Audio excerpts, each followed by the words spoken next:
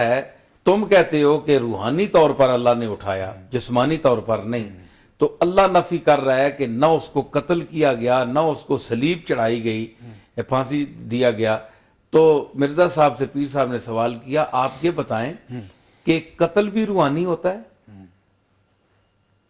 کبھی آپ نے سنا ہے کہ کسی کو قتل روحانی کیا گیا ہو؟ مادی طور پہ مادی طور، اچھا، اور پھانسی بھی کسی کو روحانی طور پر چڑھایا گیا ہو؟ کوئی آدمی معقول جو ہے وہ نہیں مان سکتا، وہ کہتے ہیں کہ جسم صلیب پر چڑھایا جاتا ہے، قتل بھی کے لیے بھی جسم چاہیے، گردن کٹتی ہے، صلیب کے لیے بھی اسی طرح جسم چاہیے۔ تو پیر صاحب نے کہا کہ پھر قرآن نے تو فیصلہ کر دیا اس آیت میں کہ جس کو جسمانی طور پر قتل نہیں کیا گیا، جس کو جسمانی طور پر صلیب پر نہیں چڑھایا گیا، اسی کو بل رفع اللہ علیہ، بلکہ اسی کو اللہ نے اٹھا لیا۔ تو اگر جسمانی طور پر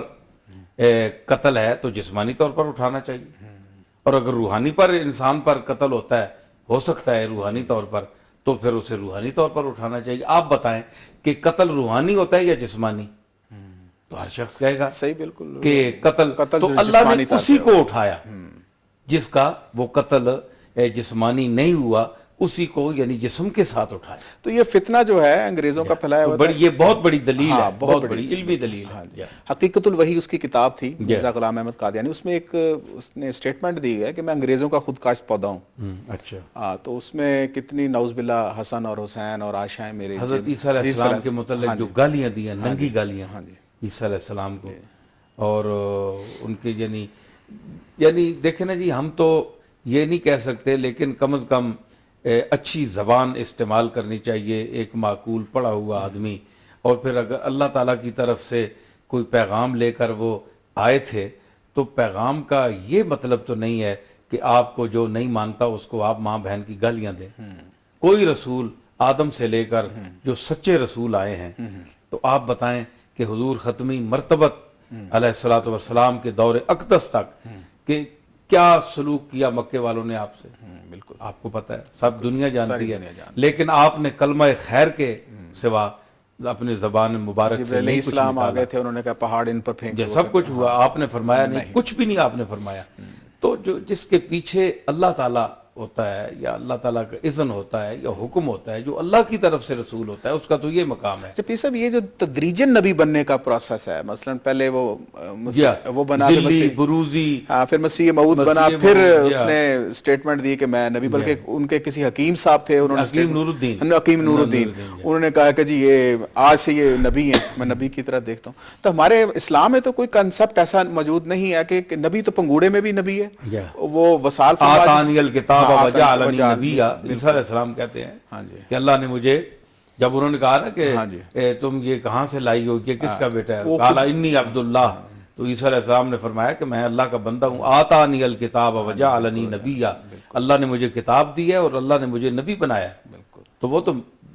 ماں کے پیٹ سے نبی پیدا ہوتا ہے، یہ کوئی تدریجن نبی نہیں بن سکتا، یہی بنے ہیں بس، اس قسم کے اور لوگ۔ اچھا پیر صاحب یہ بتائیں کہ 1937 میں ان کا وصال ہو جاتا ہے، پیر میر علی شاہ، پھر آپ کے والد صاحب آتے ہیں، میرے دادا صاحب، دادا آپ کے دادا حضرت بابو جی، پیر غلام محی الدین۔ اچھا میں یہ پوچھنا چاہوں گا کہ جو تصوف ہے ابھی ماڈرن اس دنیا میں ہم ہیں، جس میں ہم بیکن سکول سے پڑھ رہے ہیں، فرابل سے پڑھ رہے ہیں، تو یہ ہمارے ناظرین کو بڑی اس کے بارے میں مسکنسیپشنز ہیں، تو تصوف یہ کیا چیز ہے، اور اس کی زندگی میں، ہماری جو عام یہ جو زندگی ہے، اس میں اس کی کیا اپلیکیبلٹی ہے؟ اصل میں جی تصوف جو ہے وہ اس کا مفہوم جو ہے